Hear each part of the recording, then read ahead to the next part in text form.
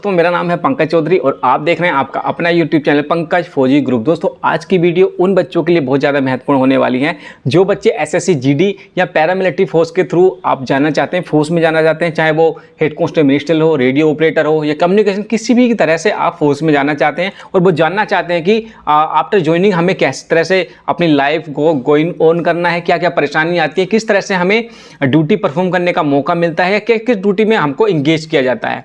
तो इस वीडियो में हम ये सब कुछ डिस्कशन करने वाले हैं। सैलरी से रिलेटेड बात करेंगे। तो सैलरी से रिलेटेड अगर मैं बताऊं आपको तो कमेंट्स डिस्क्रिप्शन में मैंने उसका लिंक दे दिया है, उसकी मैंने बहुत सारी वीडियो आपको बना दी हैं, आप मेरे चैनल पर जाकर देख सकते हैं। तो इस वीडियो में यही सब कुछ तो इसी वीडियो में हम कुछ ये जानने वाले हैं क्योंकि बहुत से बच्चों के बहुत ज़्यादा क्वेरी थी। तो चैनल पर पहली बार आए तो चैनल सब्सक्राइब कर लीजिएगा। और हाँ, एक बता दिया मैंने कि आपके बारे में बताने वाला हूँ। तो बढ़ते हैं वीडियो की तरफ। वीडियो से पहले मैं आपको बता दूं कि चैनल पर पहली बार आए तो चैनल सब्सक्राइब कर लीजिएगा। हम आपको जानकारी फोर्स के रिलेटेड आपको देते रहते हैं, तो चैनल को सब्सक्राइब कर लीजिएगा। बढ़ते हैं वीडियो की तरफ।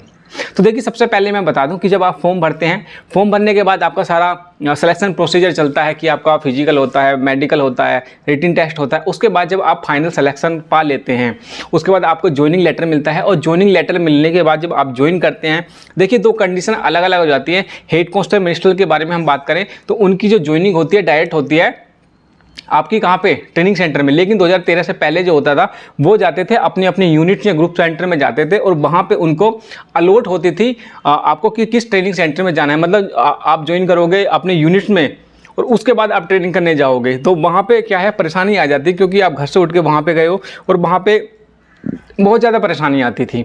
लेकिन अब क्या है कि आप डायरेक्ट ज्वाइन करते हैं ट्रेनिंग सेंटर में और वहाँ पे ट्रेनिंग करते हैं, उसके बाद आप अपनी यूनिट्स में जाते हैं। तो उससे अच्छा जो बेनिफिट मिलता है बच्चे को ये कि डायरेक्ट आप जाएंगे वहाँ पे, सीखेंगे फौज के बारे में, उसके बाद आप अपनी ड्यूटी परफॉर्म करेंगे। तो ये दो अलग अलग चीज़ें हो गई।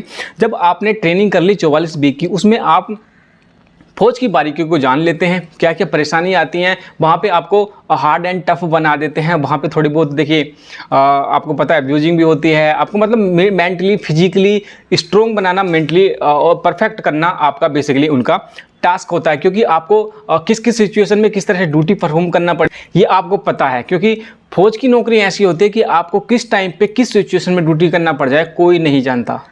तो इस तरह से आपको ट्रेनिंग में वो बेसिकली आपको टफ बनाते हैं। आपको फायरिंग करने का मौका मिलता है, फिजिकल पीटी करने का टाइम मौका मिलता है, इंडोर आउटडोर क्लासेस चलती हैं।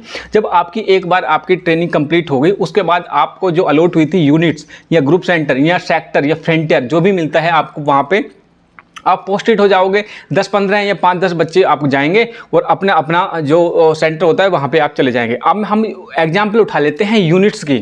मान लो आपका 23 बटालियन, 50 बटालियन, 60 बटालियन, किसी भी बटालियंस में आपकी पोस्टिंग होती है, तो वहाँ पे क्या होता है, जब बटालियंस होती हैं उसकी साथ जो कंपनियां होती हैं उसकी शाखाएं होती हैं कि आप इस एरिया को कवर करेंगी। एक बटालियन उसका हेडक्वार्टर होता है, हेडक्वार्टर्स की अपनी अपनी ब्रांचेस होती है, बटालियन होती है, कंपनी कहते हैं उसको। अब वो सब तो आगे पहले तो हेडक्वार्टर में आएंगे। हेडक्वार्टर में आने के बाद आपको क्या होता है कि कंपनी अलॉट होती हैं, क्योंकि सबके सब तो हेडक्वार्टर में बैठेंगे नहीं, बाहर भी आउट ड्यूटी भी करनी पड़ेगी। तो जब आप स्टार्टिंग में जाएंगे बटालियन में, तो बटालियन में आपको स्टार्टिंग में आपको कुक बना देंगे, मतलब कुक के साथ आपको खाना बनवाना पड़ेगा। उसके बाद आपको फटीग करनी पड़ जाएगी, घास काटनी पड़ेगी। उसके साथ लगा देंगे कि उनके थोड़ा बहुत अपना पर्सनल बैग उठाना, या आपको रनर के तौर पे लगा देंगे कि ऑफिस में फाइल का इधर से उधर करना, उस ड्यूटी पे लगा देंगे। क्योंकि स्टार्टिंग में जाके जिस एरिया में आप ज्वाइन करेंगे वहाँ के बारे में आपको इतना पता नहीं होगा, जानकारी नहीं होगी। तो 10-15 दिन आपको वहाँ पे जानने का मौका मिलेगा कि ये एरिया किस तरह से, वहाँ पे ड्यूटी परफॉर्म किस तरह से की जाती है। और दूसरी चीज़ वो मैं बता दूं कि जब आप हेडक्वार्टर में जाते हैं तो वहाँ पे ऑफिशियल वर्क में थोड़ा सा टाइम लग जाता है, क्योंकि सभी के सबों को तो हेडक्वार्टर में रखेंगे नहीं।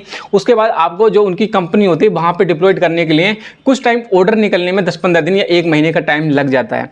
तो आप वहाँ पे स्टे कर जाते हैं। दूसरी जो चीज़ बच्चों की आती है कि सर क्या हम फैमिली को रख सकते हैं आफ्टर ट्रेनिंग।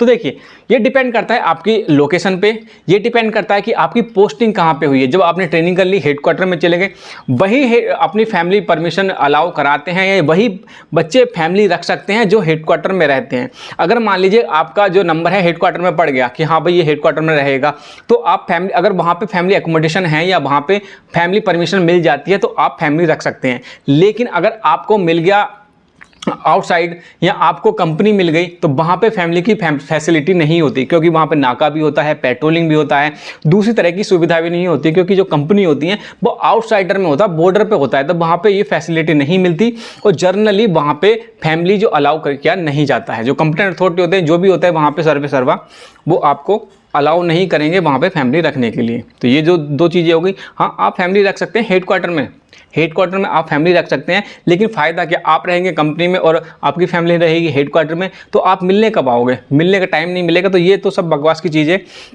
तो आई थिंक सो कि आपको डाउट क्लियर हो गया होगा कि फैमिली जो रखेगा, अपने परिवार रखेगा जो हेडक्वार्टर में पोस्टेड है और वहाँ पे एकोमोडेशन है या वहाँ पे अलाउ करते हैं कि आप फैमिली रख सकते हैं, वही बंदे अपनी फैमिली रखेंगे। जो जिनकी पोस्टिंग हो जाती है कंपनी में वो फैमिली नहीं रखेंगे।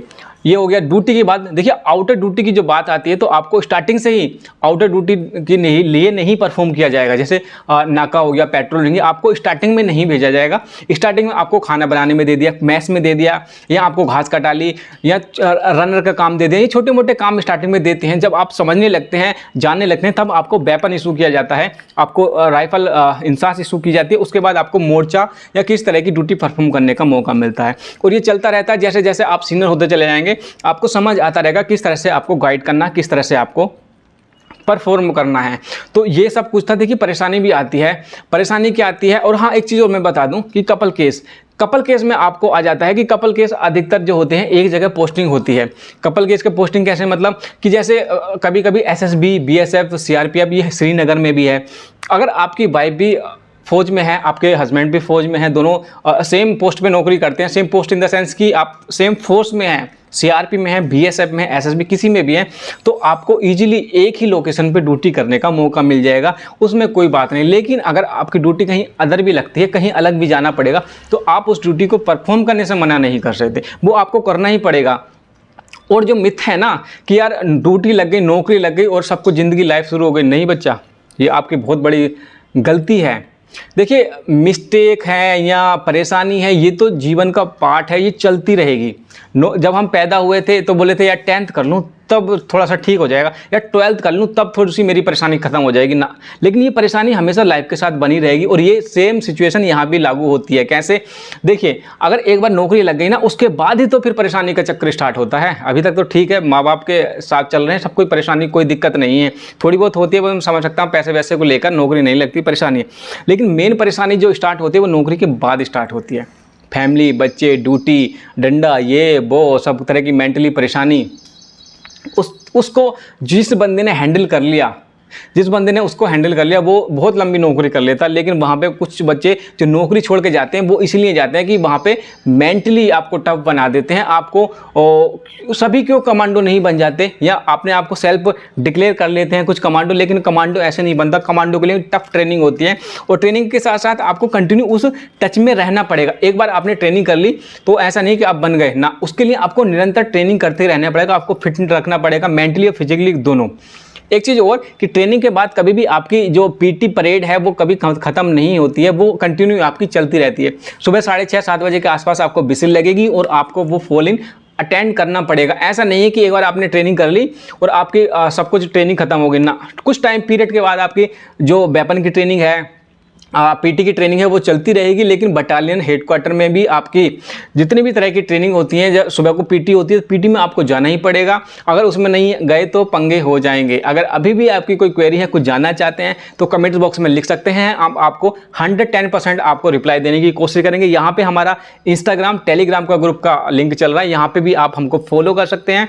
मेरे से आप कोई भी रिप्लाई चाहे इंस्टाग्राम पे कर लीजिएगा, टेलीग्राम पे कर लीजिएगा, व्हाट्सएप ग्रुप पे कर लीजिएगा, मैं आपको 100% आपको रिप्लाई दूंगा। तो ये सब कुछ था। अगर वीडियो पसंद आई है तो चैनल सब्सक्राइब कर लीजिए, वीडियो लाइक कर दीजिएगा। मिलते हैं अगले वीडियो में, तब तक के लिए टाटा।